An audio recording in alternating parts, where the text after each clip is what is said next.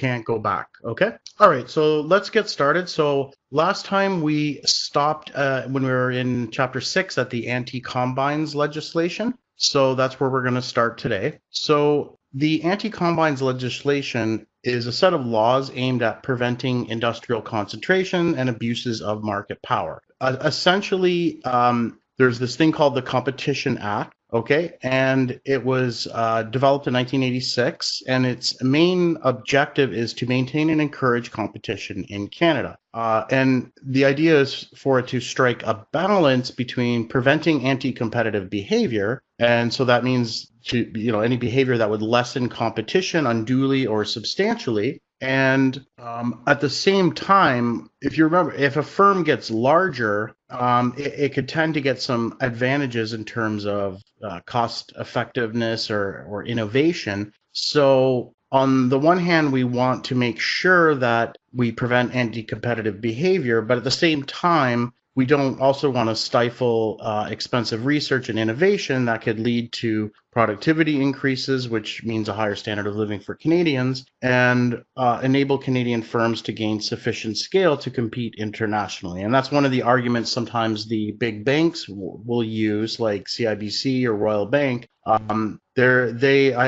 believe not that long ago, two of them tried to merge and they weren't allowed. But their argument is that they want to merge so that they can get cost savings to be able to compete internationally. So, in that sense, there's a bit of a trade-off. So that's their job, and they try to do the best they can to make sure they get the best balance. The Competition Act is administered by the Competition Bureau in Canada. So that's who will levy fines, etc. So there's also criminal offenses related to that.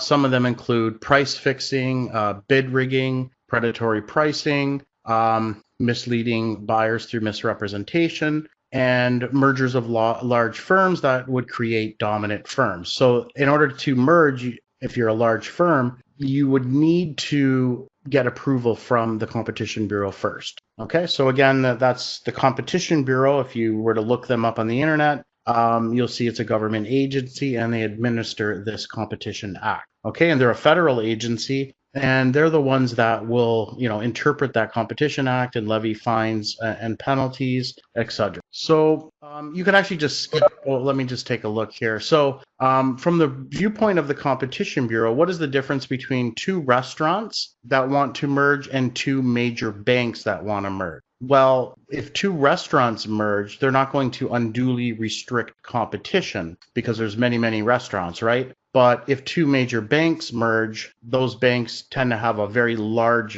portion of the market share. And so there's potential for them to abuse their market power. And this would obviously reduce competition. And so in that case, they would need to get approval of the Competition Bureau first. So there's this measure that we can use or calculation to get a sense of the degree of industrial concentration in a particular industry. So industrial concentration refers to a market, it's generally referring to market domination by a few large businesses. Okay, so it could possibly provide the consumer with benefits due to increasing returns to scale. Perhaps you can think of car manufacturing and maybe back in the day with Ford and their introduction of the production line. So in that case, they need to be very large and have a very large market share in order to have this production line. And on this production line, they could specialize and gain a lot of cost savings. And then they're able to provide a more affordable car to everyone. So you have a bit of a trade-off there. Although they can get cost savings, they're also getting a very large market share at the same time. So then they have more freedom to charge a higher price. So again, there's a bit of a trade-off there. When they get very large, they can impose costs on the consumer due to market power.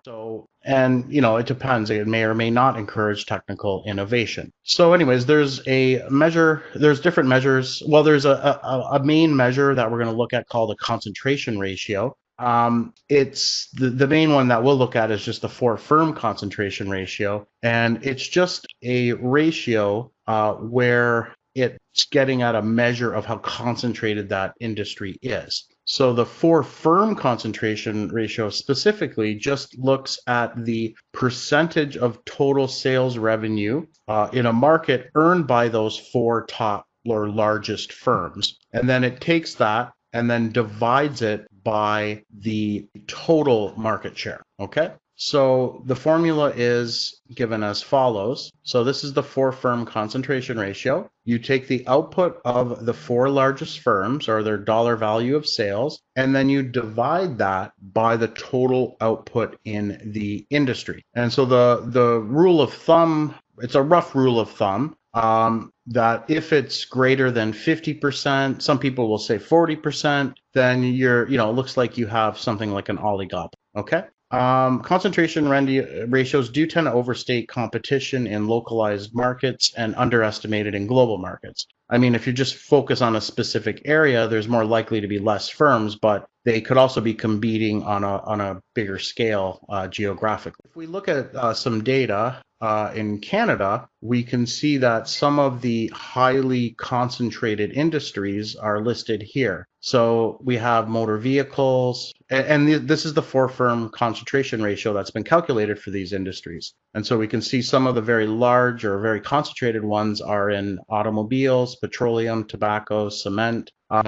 Some of the less concentrated industries would be things like sporting and athletic goods, maybe wineries to a certain extent. Although you can see that this is in 1990, and then if you look at 2005, you can see that all of these industries tended to become more concentrated over time. So is that a problem? Well, perhaps. On one hand, they're going to be more cost effective, and they're also going to be able to provide the goods cheaper as a result, but they also have more market power, which provides them an incentive to increase their price. It really depends on how elastic the demand for the good is. If it's very inelastic, like tobacco, then they have a lot of market power. But if it's inelastic, maybe like certain household appliances or sugar and confectionery, something like that, then maybe it's not such a bad thing that they're concentrated, because we can easily do without the goods anyway. So if they try to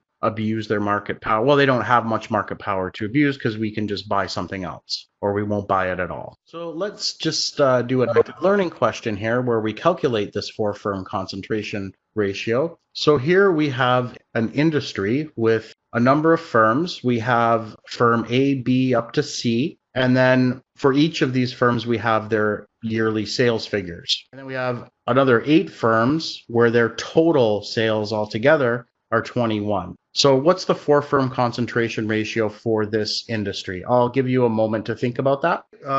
Good job. It looks like some of you were on the right track there.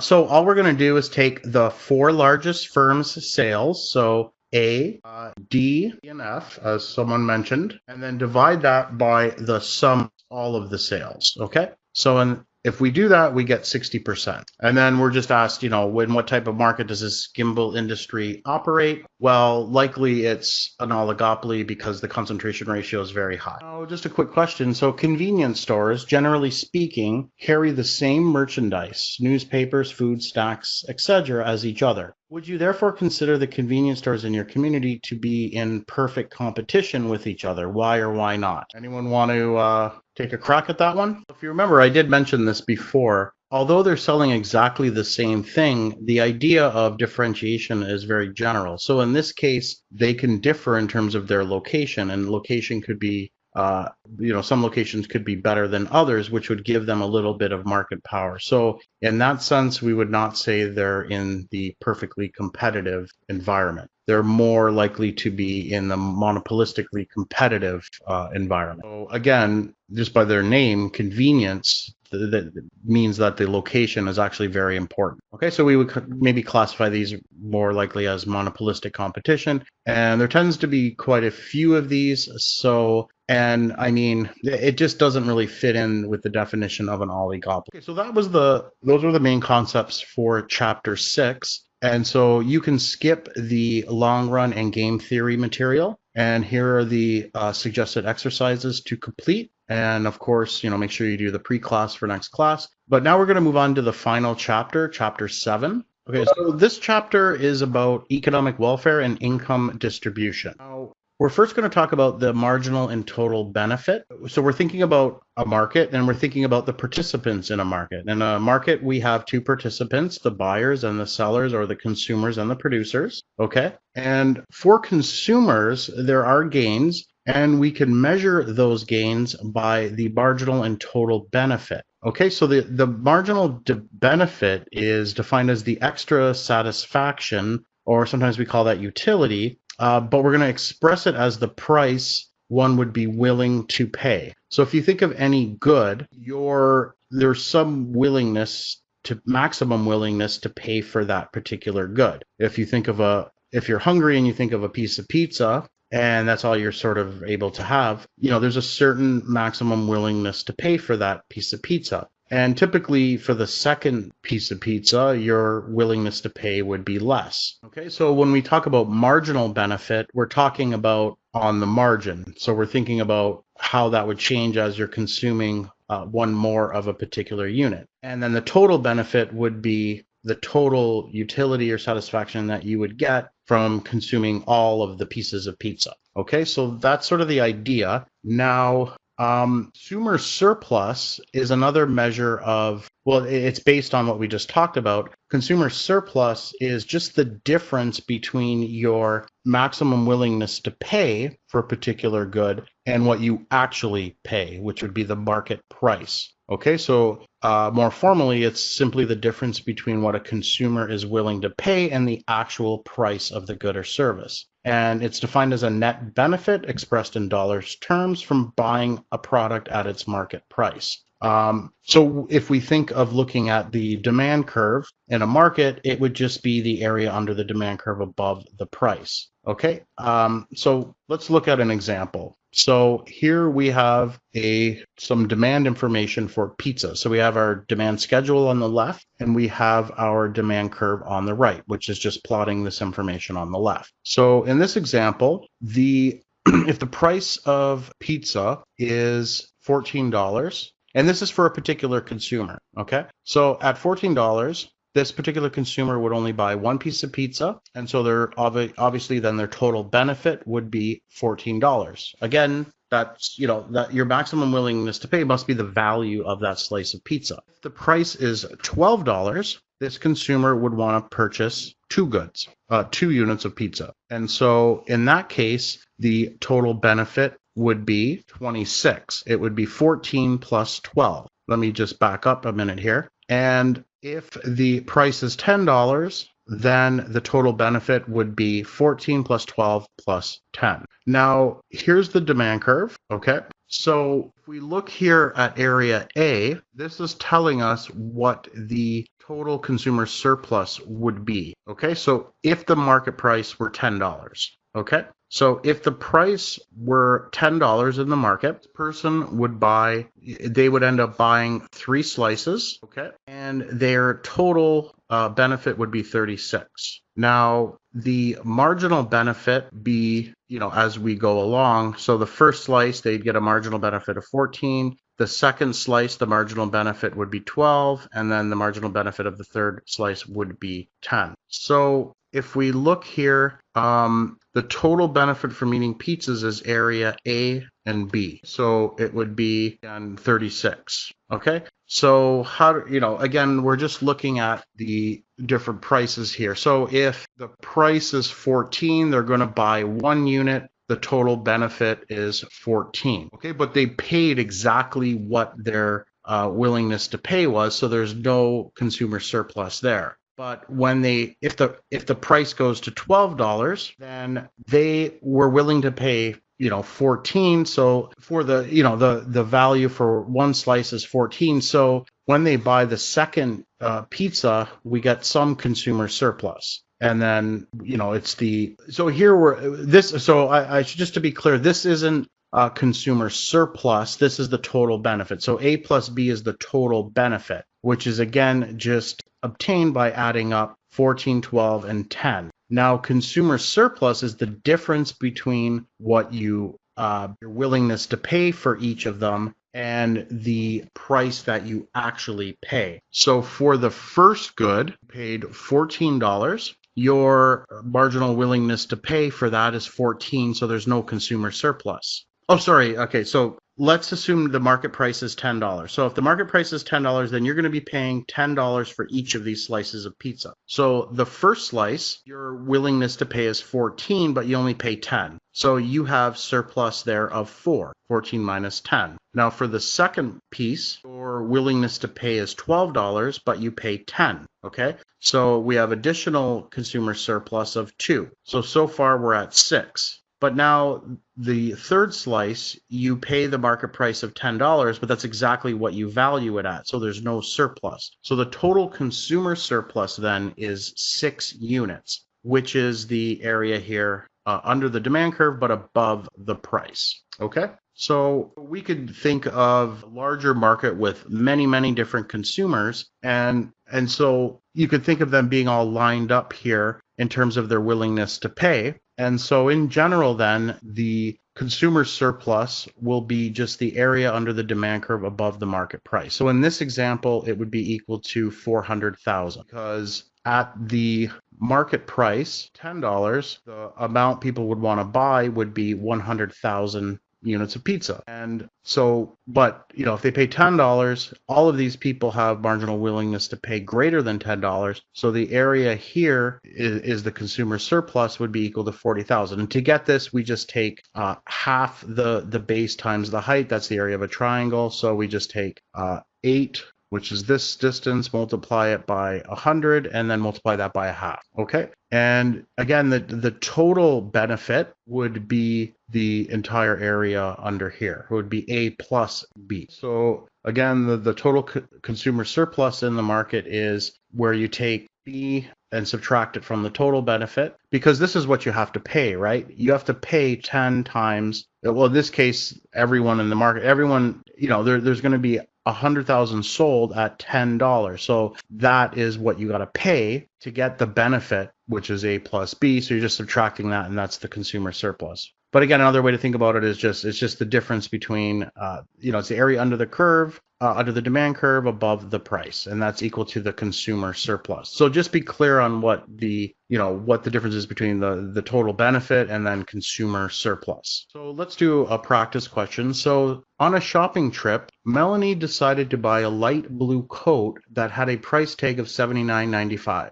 When she brought the coat to the store's sales clerk, Melanie was told that the coat was on sale and she would pay 20% less than the price on the tag. After the discount was applied, Melanie paid $63.96, which is $15.99 less than the original price. Was the value of Melanie's consumer surplus from this purchase $79, $63.96, $15.99, or some other amount? So I'll just give you a sec to think about that.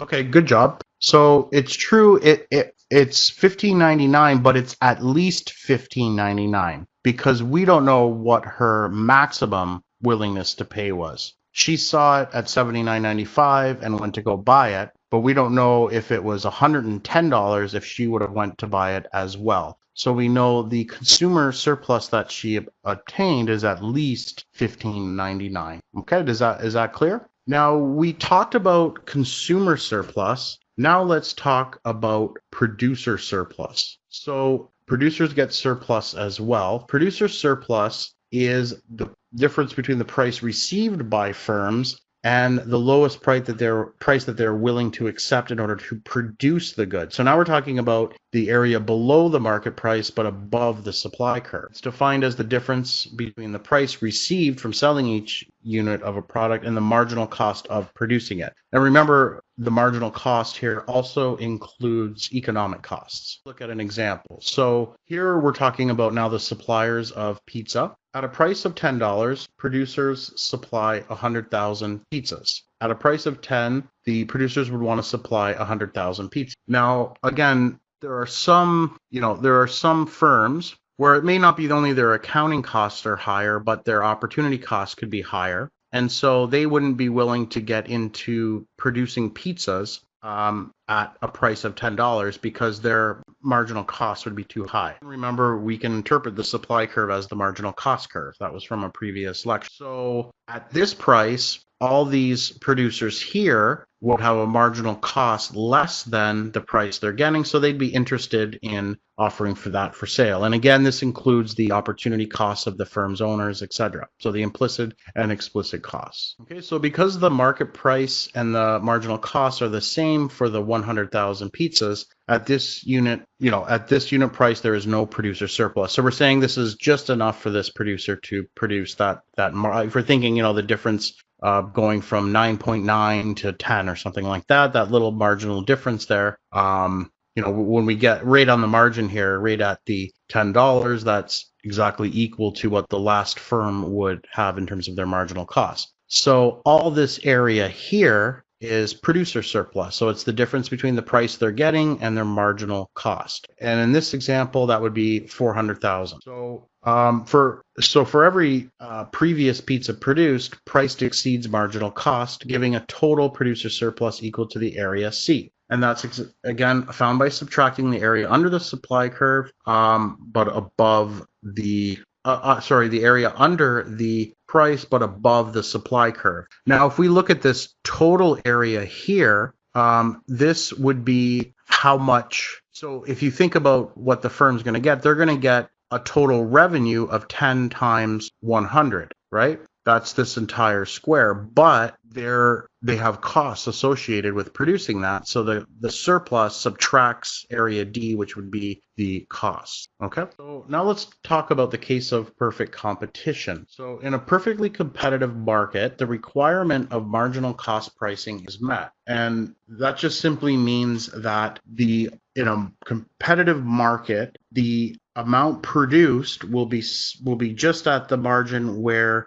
the marginal benefit equals the marginal cost, okay? And remember, the marginal revenue here would be equal to the price. And so it's only in a perfectly competitive environment where you would end up getting consumer and producer surplus being maximized. So we have our whole market for pizza here. Consumer surplus is the area above the price but below the demand curve. And we know producer surplus is the area below the price but above the supply curve. And this, we're saying, is the maximum amount of surplus we can get. The reason for that is, to understand that, think about a quantity other than this amount. If, for example, we produced a quantity here, say 75, here, we have that marginal benefit is greater than the marginal cost. Just think in general. There are consumers that have, that value the good at this amount, all the prices along here, and there are firms or people that could produce this good with costs below that. So these are mutually beneficial transactions that should occur because they'll create value or surplus. So if we stop before 100, we have what's actually called a deadweight loss. So we have mutually beneficial transactions that do not occur. I'd like to give an example of this from my university years as an undergrad. Usually at night, on the weekends, you would go out to the bar, and then after the bar would close, you would need to get home. And for the most part, there was never enough taxi cabs available to bring you home. And that's because you have a government licensing system that only allows a certain number of drivers to be able to provide this service. So you can think of the queue here as the number of rides offered for sale, and it's below the market price. So there's a lot of people after the bar gets out that are, have a very high, have a willingness to pay for a ride home that is much more than what the cost would be for some people in the city to provide those rides. And so by restricting the supply below what the equilibrium of the market would be, you have a deadweight loss, but you have these mutually beneficial transactions that do not occur. Okay, and so any quantity below 100 would not be something you would want. Any quantity below 100 would result in a deadweight loss because there's mutually beneficial transactions that could occur. Oh, someone's asking me to change the pointer. See if I can figure out how to do that. Am I in the right area? One sec, I'll see how Excuse me, you can find it down the left corner. On here? You see? Just move the arrow down to the left. Here you should find something like to change the arrow. I don't see it. Let me. Just yeah. Okay. No. You can go again because yeah. Click anywhere now. Oh, okay. You just have to click and then it shows Yes. up. Okay, sorry about that. Yeah. So, okay, so where was I? So, any quantity below 100, you produce that amount. So, any amount below 100, you would end up with a dead weight loss because there would be mutually beneficial transactions that would not occur. Now, if we go above 100, then we would reduce our surplus. For example, if we wanted to produce this amount here, 125, then it would be as if we were forcing people to produce this with a marginal cost higher than what the remaining consumers would value. Okay, and so like this could happen in a command system or something like that. But in a market system, this would not occur because no firm would want to produce something if they're going to incur a loss. Okay, that's the main idea. So this is just the basics of just welfare analysis in terms of a market. Okay, so the market system then will maximize welfare because it will to where the quantity would be such that the consumer and producer surplus are maximized, which would be where we get this, maximum triangle here. This is just another illustration here. So a market maximizes consumer and producer surplus. If we look at this area here, EB, these would be consumers who value it less than the equilibrium price. Right? The equilibrium price is here. These people value it less, so they're not going to bother buying the good if it was offered to them. Okay, so if you produce more quantity but tried to sell it at the equilibrium price, none of these consumers would want to buy. And then also, if you look at the segment E, these would be producers with costs greater than the market price. So if you force them to produce this good at the market price, they would lose money. Okay, and so they wouldn't, they wouldn't want to do it unless you force them. So in a market system, no one's going to be forcing anyone. A market system is based on purely voluntary exchange. And so a market system would not produce more than the equilibrium quantity, and it wouldn't produce less because that would be foregoing potential profits because there's mutually beneficial transactions. Okay, now I just got to see where my function is because it disappeared. Give me one sec.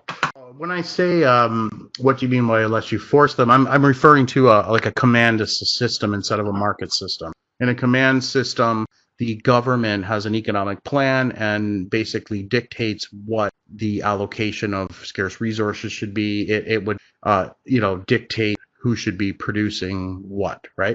So that's what I mean when I say that. Okay, so let's move on. So basically, the bottom line with the market equilibrium is that you could not improve the overall economic well-being of market participants. Again, this is based on a lot of assumptions, but think of the perfect competition market environment as a benchmark, or it's not. We're not saying this is exactly happening in the real world, but there are situations where it could be very close, and in those situations, then we would expect that the allocation of scarce resources to be optimal in terms of the maximum well-being. Okay, so that's the bottom line of this discussion. Okay, so basically in a market system, you're going to get that if you think of the consumers, they want and need certain goods, and those are going to be produced, and also in a market system, they're going to be produced in a cost-effective manner because of the profit motive. There's an incentive for profit, so they're going to use our scarce resources effectively in terms of making stuff people want and need, and also efficiently because they're interested in profit. And so in a market system, you won't have you won't have like a lawyer whose value providing legal services is very high being assigned to making sandwiches or something like that. Okay, so when a market becomes uncompetitive, so you could have government intervention in a market. Again, the government could say, no, we want the quantity to be this amount or that amount. And so that then will obviously, given our previous discussion, result in an inefficient allocation because the quantity will be either too low or too high. So let's look at an example of this. And again, if the quantity is below the market equilibrium quantity, we call that a dead weight loss. Okay, and we clearly would see that there would be a reduction in the producer and consumer surplus if that were to happen. So in this case, we have that the quantity is being forced to be something lower at 75. And in this case, so I'm trying to remember why they assume that. I'll go back. So I mean, the idea here is suppose that the government forces the quantity to be 75. Maybe they put some kind of a limit on how much the quantity could be, because maybe they think pizza's unhealthy or something like that. My other example is probably a little bit better with the taxi industry. So if the taxi industry, the taxi industry is regulated, and before you had to have there was only a set amount of licenses, so they're sort of restricting the quantity. And so if that quantity tends to be less than what the equilibrium is, then you have a deadweight loss. So that's the main idea. This is just illustrating that same idea in terms of the pizza industry. And so again, I'm sort of, in this sense, I'm saying forced. I'm talking about like a licensing system. Okay, again, I'm not saying it's a command economy, but when the government makes the decisions, that means there's a bit of a command element. So in this case, if we reduce the quantity to 75, we're going to lose this surplus. So this amount we're going to lose of consumer surplus. This amount we will lose of producer surplus. Okay, and another way of thinking about this too would be that remember our discussion before about collusion. So one way the government could force this lower 75, but here they're talking about letting the pizza makers collude. Okay, so the idea there is that the pizza makers would get together and behave as a monopolist. And we know from our discussion before, a monopoly will produce a lower quantity. So if that's the case, then a lower quantity would be produced. We would have this deadweight loss, okay? And then also the market price will increase to $12. And so area E would represent a transfer of consumer surplus into producer surplus, which would be gained by the colluding pizza makers. Okay, and again, this triangle here, F and G, would be the deadweight loss. F would be the loss in consumer surplus, and G would be the loss in the surplus. Okay, so let's do a practice. Well, we'll go over this quickly. We're given supply and demand information here. It's asking us to plot it, calculate the initial consumer and producer surplus. Then we have something happening. We have that the supply curve shifts, and then it wants us to now calculate the consumer and producer surplus again. And then it asks us, have the consumers or producers become well off or worse off as a result? Okay, so the first step here is to plot this. So if we plot this, initial supply and demand curves, they will be here. The equilibrium price will be 3. The quantity will be 6. Okay, now suppose something happens like there's an increase in input costs. Could be an oil shock, oil prices skyrocket, something like that. We would represent that with a shift to the left in the supply curve, okay? And so the new equilibrium would be here at B. So before the shift, the consumer surplus would be this area here, A, B, and C. C would also include this triangle here. And then producer surplus would be D. But now, after this shift to the left in the supply curve, the market price will go up to 4. And the quantity will be at 3. Now, the consumer surplus now will only be this area A.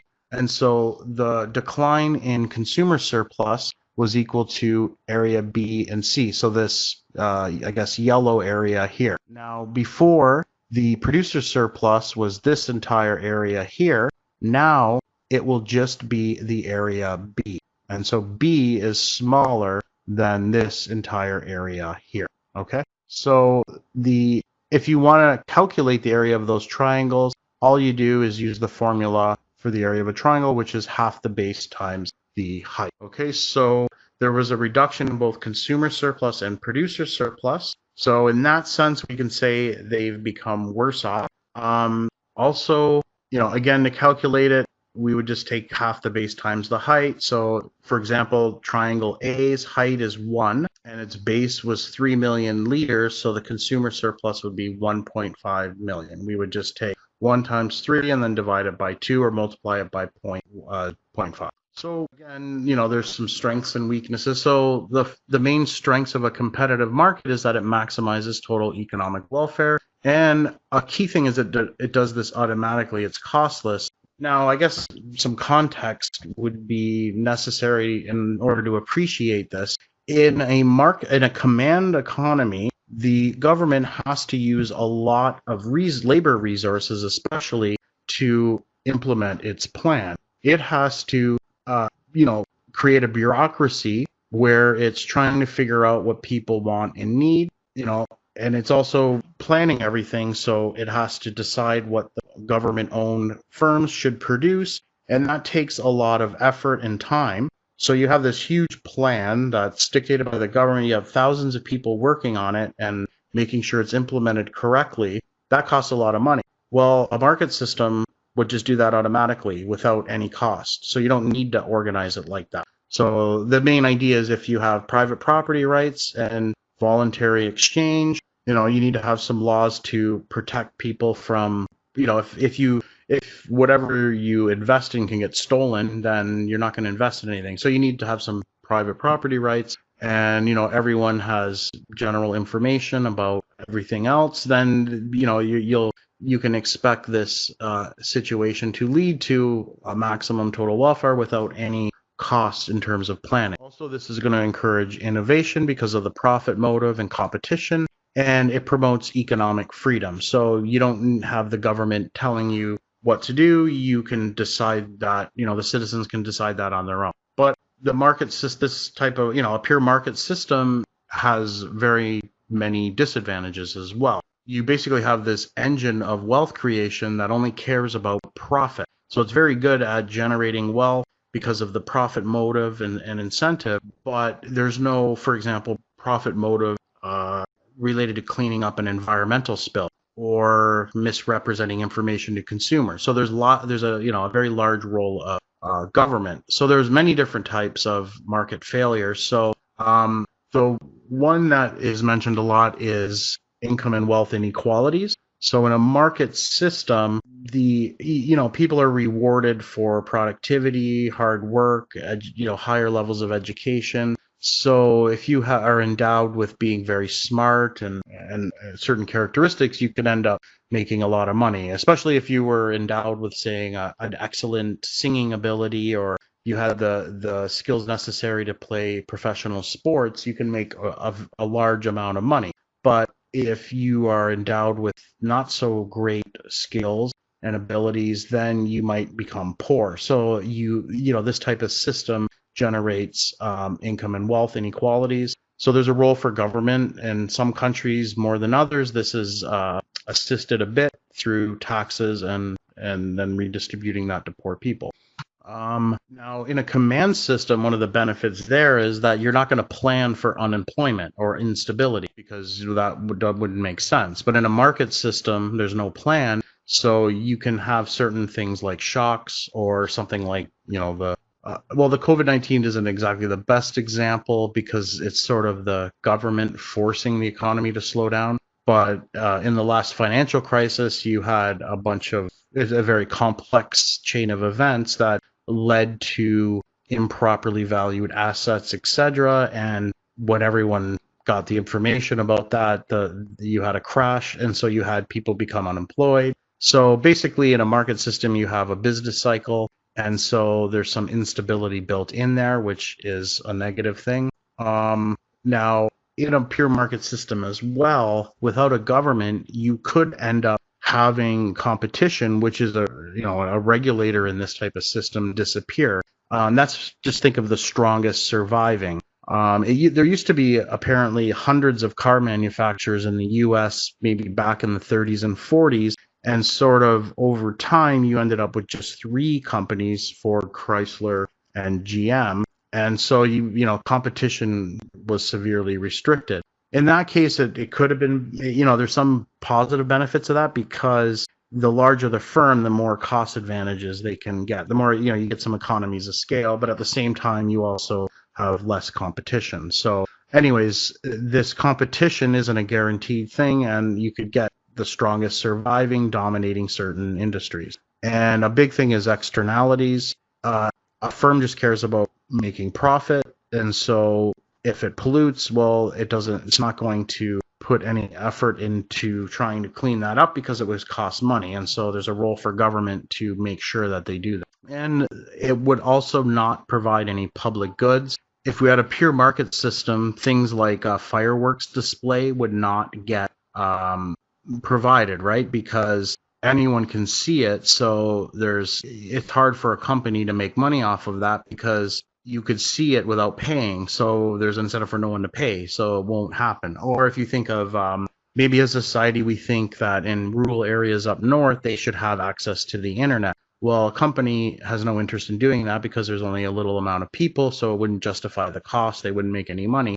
So we have a role for government there to subsidize those firms to do such a thing. So yeah, there's lots of issues with a market system. There's many examples of market failures, and so it creates a role for government. Now, just we'll spend a little bit of time, just a bit on the whole idea of public goods. So public goods tend to have two important characteristics. They tend to be non-rival. Non-rival means that one person's consumption does not reduce the amount available for others. So if you view a fireworks display, then you're not taking away someone else's enjoyment of that. Goods that are rival, like such as a hamburger, when you eat that hamburger, no one else can eat that hamburger, right? So that would be an example of a rival good. The other characteristic has to do with excludability. So a good that is non-excludable is like the fireworks display.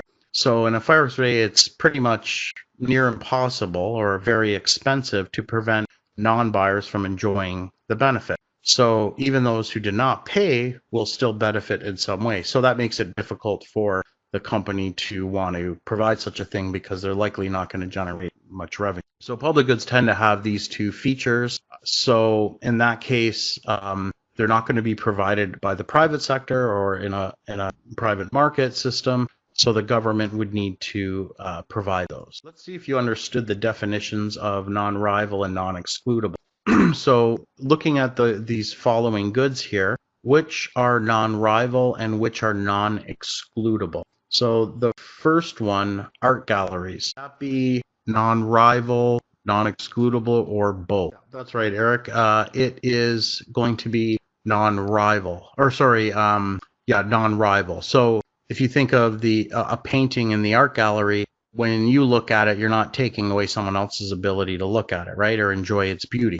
But you can exclude people from entering a museum. You just have a security guard there, and if you don't pay, you don't get in. What about a YouTube video? So here we can say that it's non-rival because just because someone watch it, if you watch it, you're not taking away someone else's ability to watch it, but you could put up a paywall on YouTube and not let anyone watch the videos unless they pay. What about national defense? I'll let you think about that for a sec. So whether or not some countries actually offer YouTube free or not, that's beside the point. The idea is that whether it's possible to make this good excludable or not, and it is possible to make it excludable. So that's all we care.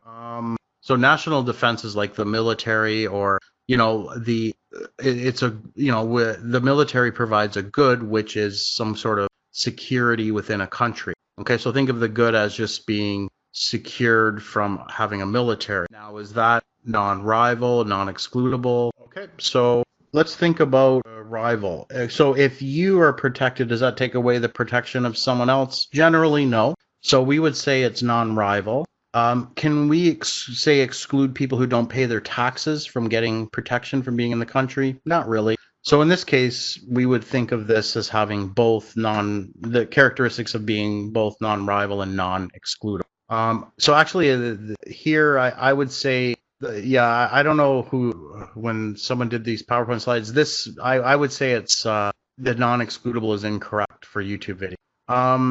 So again, with national defense, it would be both. What about a seat in a movie theater? Yeah, there might be a little bit of gray areas here. So, we're just getting the understanding of the concept. So, in order for national defense to be excludable, what would you have to do? You would have to, you would have to have some sort of law saying that people who didn't contribute to national defense will be the first people that will be sent to the borders of the country to face the enemy or something like that. I don't know. It doesn't. I'm not too sure. But anyways, generally it's non-excludable. And so this is a good example of a clear example of a public good that needs to be offered by the government. What about a seat in a movie theater? So there's a fixed number of seats. So if you're sitting in the seat, you are taking away the possibility of someone else watching the movie. So it's definitely rival. Now, is it excludable? Yes, you just could have a security guard or staff member not letting anyone in unless they pay. So in this case, it would be neither non-rival or non-excludable. So it would be rival and excludable. So neither. Yeah. What about a highway? Okay, well, we know that the 407 is a pay toll. It's not they don't, if you ride on that thing and don't have a transponder and then you don't pay your bill, you could probably keep going on it for quite some time. But the question here is whether it's possible to exclude people from using a highway without paying. The answer is clearly yes. More like what they do in the US. You have a toll booth, you drive up and put your money in. If you don't put any money in, you can't get on the highway. So you can make it excludable. But generally, your using the highway doesn't prevent someone else from using it. You could argue that maybe if you're on the margin of making the highway congested, you're going to slow it down for others, things like that. But, generally we would say it's non-rival, but it's certainly not non-excludable. So public goods tend to be goods that have both of those characteristics. And it's because of these both characteristics that they're unlikely to be produced in a private market. So the main thing is the non-excludability, because it would be hard to restrict. You have this free rider problem. And then non-rival means if one person pays, others can also enjoy access along with the person who pays. Okay, so those are the two main reasons. So, a private market won't produce these. Do we care? Well, yes, because as a society, there are many public goods like national defense and firework displays or similar things where, we kind of want to have those things. And so the market won't produce them. So we need to have the government produce. Street lights is another good example. So private goods tend to be excludable and rival. So they tend to be, consumption goods. And since you can exclude people from not paying, they're going to be able to, make a profit. Semi-public goods would be, basically, they would be excludable, but not non-rival.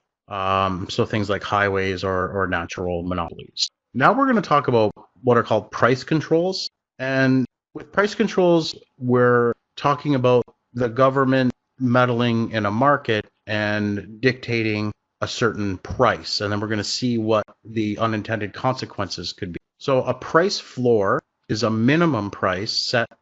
Okay, so a price floor is a minimum price. Okay, so it's just the government saying, in this market for chicken, or maybe another better example would be the rental market. So suppose the government thinks that the rents are, that would be more of a price ceiling. So a price floor, the best example of a price floor would be the minimum wage. So the wage is the price of labor, right? And so the government, can enact a minimum wage. And so if that minimum wage is above the equilibrium wage, then it's effective and binding, and it could cause unemployment. The government set the minimum wage to be 50 cents an hour.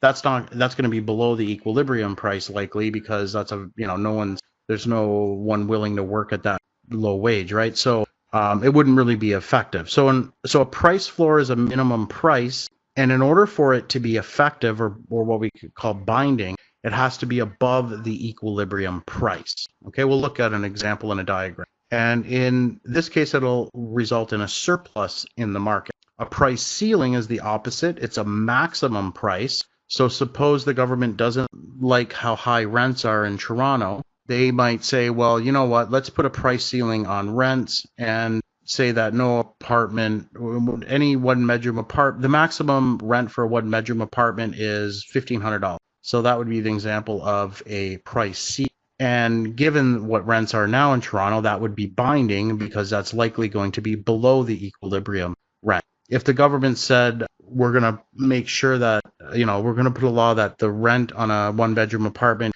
can't be above, or it can't be above $10,000. Well, then it's irrelevant, right? Because there's no apartments that would rent at such a high amount anyway, so it wouldn't be effective or binding. But if it's set below the equilibrium price, then it's binding. And these types of policies would result in a shortage in the market, and we'll see that in a diagram. So here, an example of a price support or a price ceiling would be agricultural. So sometimes the government, gets on the side of the farmers. It's not easy being a farmer. There's a lot of risk involved because you have different weather. You could have your crops ruined by pests or that sort of thing. If the crops turn out really good and the weather's great, then there's a huge oversupply, so your price is going to be very low. So, they could get together and lobby the government, and the government could, put in price supports, meaning that they set the price at a higher level than in a market. So, for example, let's look at the market for milk. So we have the demand and supply. So in a pure market setting, the price would be $1.50.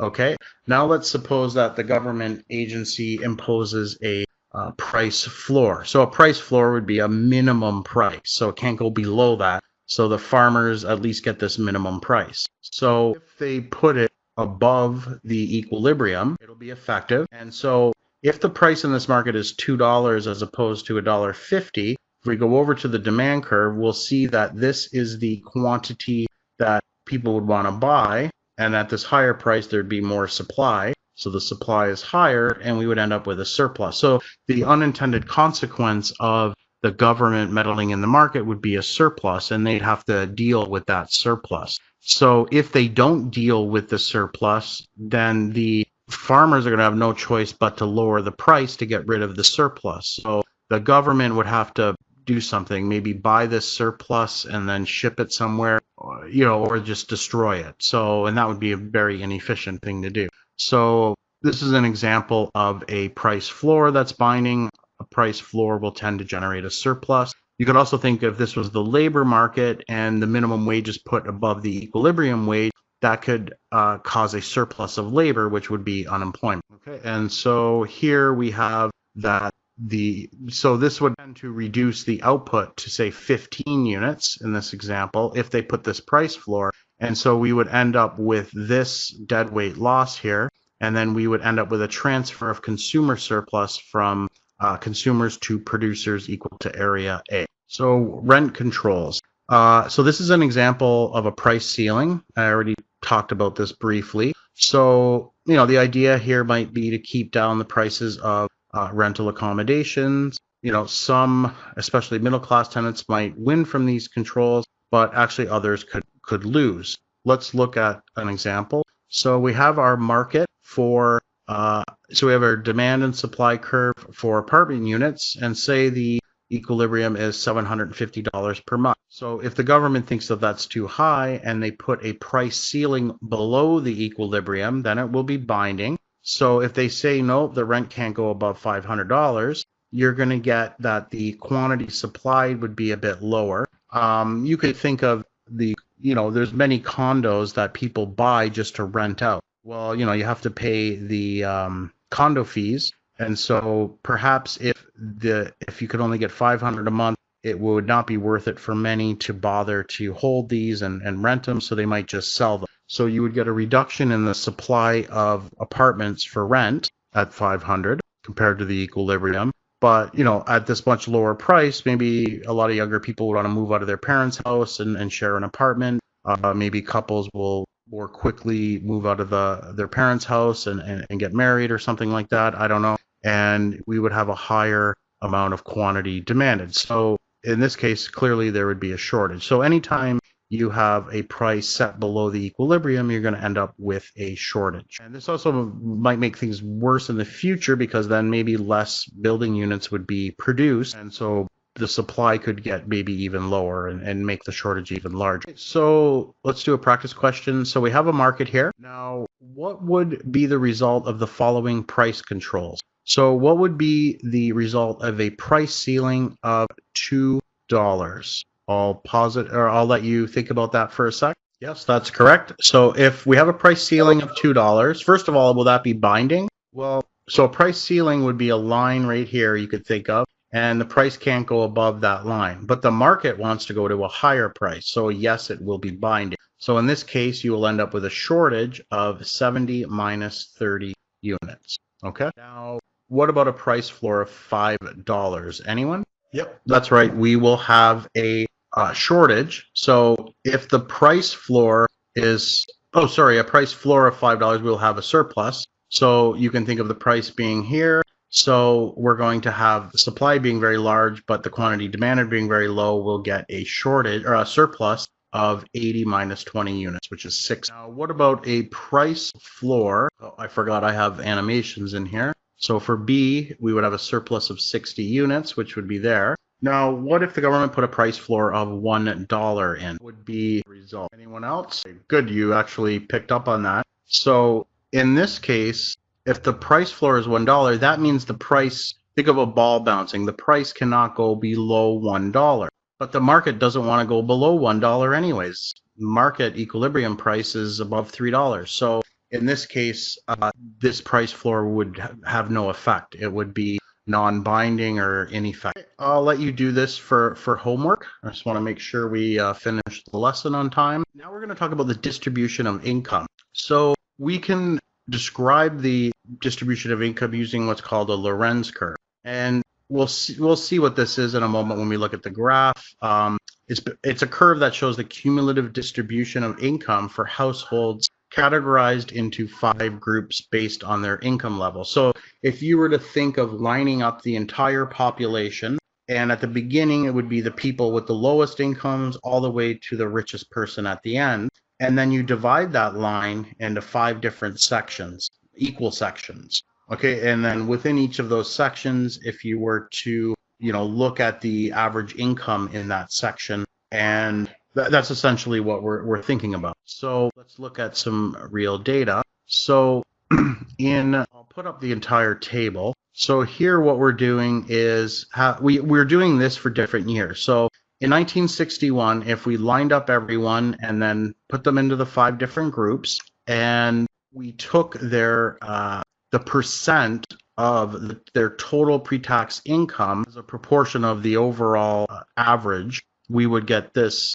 distribution here. So basically, in that lowest 20%, that lowest income segment, their incomes represent only 4% of the overall economic pot. Okay, so their average income was $15,000. Okay, so that represents only 4% of the total incomes. And then we see that this increases, and then we see the highest 20%. So that last line of people with the highest incomes, their incomes represent 44% of the overall economic pot. Okay, so clearly there's a lot of inequality. One thing to note with this, though, is that many people move across these categories. When we're young and students, we're in the lower part here, and then depend on how successful we are when we're older, we tend to get up into higher categories. Not everyone, but a lot of people do. So you got to keep that in mind. So although there's a lot of inequality, that doesn't mean that it's, the composition's always the same, because people move into different categories throughout their lives. One thing interesting, though, when you look at this table, we do this for each decade up to 2011, and we don't see really that much change over time. It was a little bit of an increase, you could say, in inequality, because the highest group is tending to earn a little more. Perhaps this went up a little bit more in the recent, and will go up a little bit more in 2021. But that's an interesting, finding, is that the inequality represented by this tends to be somewhat stable over time. Now, what's the Lorenz curve? So the Lorenz curve is plotting these shares. Okay, let's first look at this diagram here. So on the horizontal axis, we have the percentage of households. So we have those 5 different categories. So the first 20%, and then this would be the second 20%, and so on. Now, if everyone had the exact same incomes, then the first 20% of households would represent the first 20% of income. And then when we add the next 20% of households, they will correspond to the next, the 20% more increase in the income. So this is the cumulative share of income. So if we have a perfectly 45-degree line here, then as we go up the range of households, they all had the same income, we would just be increasing the cumulative share of income on a one-to-one basis like this. And so this is the case of perfect equality. Now, suppose that everyone had 0 income and there was only one person with all the income. Well, then when we look at the first 20% of households, there's going to be 0, cumulative share of income. There's 0, 0, 0, and then right at the end, the last person will represent 100% of all of the income. Okay, so these are the two extremes. When we plot the Lorenz curve, it'll be somewhere in the middle. So if we look at the income distribution for 2011, plot the shares, we will get the Lorenz curve. So to do that, what we would do is plot, the first point we would plot would be for the lowest 20%. So the lowest 20%, as we saw before, their cumulative share of income was 4%. So we would have a point right there where A is. Now, if we look at this second group here, they have a 10% share of the overall income. And so we're doing things cumulatively here. So the cumulative share of income now would be 14, which would be the 10 plus the 4 from the previous group. So that would be point B. And then now we go to the next group. We're going to add the one from before plus that group's share of income, which was 15%, and plot that point. And then we do that for all 5 groups, and we end up with what is called a Lorenz curve, which is this red line here. Okay, so clearly we don't have perfect equality and we don't have perfect inequality.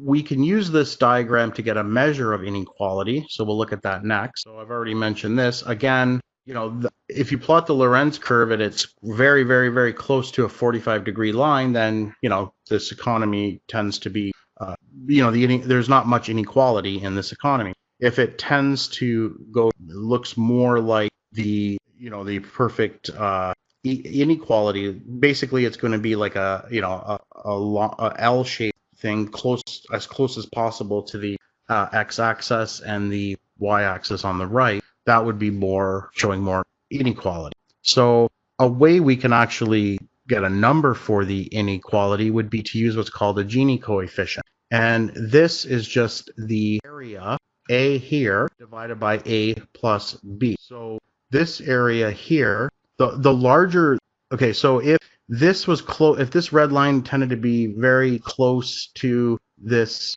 perfect equality line, then the area A would be very small. And so we would almost be getting, dividing something close to 0 by A plus B, so we'll get something close to 0. And so the Gini coefficient would be very small. If, for example, we plotted the Lorenz curve and, we had something going like this, and then it jumped up here, then the area A will be very big, and we're dividing it by A plus B. So in the case of perfect inequality, where if we plotted the data, we just had one person here with all the wealth, then A would be pretty much equal to B. So A over A plus B would be close to 1. Okay, so the Gini coefficient is A divided by A plus B. The closer this figure is to 0, the more the incomes are equal, and the closer this thing is to 1, the more the incomes are unequal. Okay, and so again, to measure it, you would have to find the area here of A and then divide that by this entire area here, which is A plus B. And again, the coefficient will vary from 0 to 1. 0 is perfect equality and 1 is perfect inequality. Okay, so let's test your knowledge. So suppose we have a hypothetical country called Libra. There are 5 households with annual incomes of 5,000, 10,000, 15,000, 30,000, and 40,000. Calculate the shares of total income earned, and we're going to plot the Lorenz curve and, get a sense of what the inequality is. So how do we calculate the shares of income? Well, we're told that this first group, the first 20%, have an annual income of 5,000. And we know that the total income is the sum of all these. Okay, so then we're going to take the sum of income, so the total economic pie is 100,000. So for the first group, we're going to take 5,000 divided by 100,000. For the second group, we're going to take their income, 10,000, divided by 100,000, and so on. And so when we do that, we get that the share of income for the first group is 5%, the second group is 10%, third group is 15%, the fourth group is 30%, and the fifth group is 40%. And if we look at the cumulative share,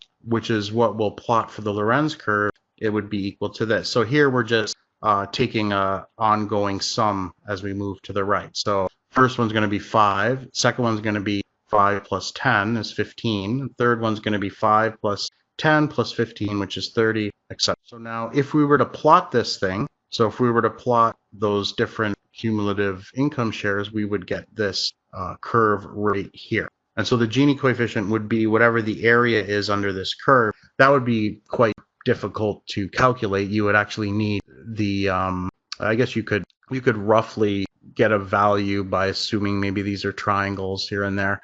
But really you would need to have what the formula is for this curve here and then use calculus to find the area under the curve. I won't ask you to do that, don't worry. You maybe just be told what the areas are. So the answer is already given for this. If I can, these don't show up. Okay, so if incomes rise for both low income and high income workers, but rise less for the high income workers, which one of the following is correct? I'll give you a sec to think of that. Okay, yes, the answer is D. So clearly we have incomes rising more for the poor people, but less for the higher people. So things would tend to, the inequality would tend to would tend to fall. When going over the arguments opposed to government intervention, one states that society must accept a something degree of inequality if it wishes to have a something level of economic output. I'll give you a sec to think about.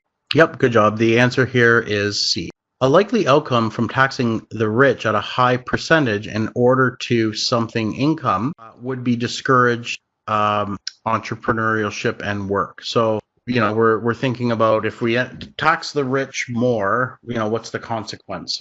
Or what are we doing when, like in Canada, our tax system is progressive. So the marginal tax rate increases as you get higher and higher incomes.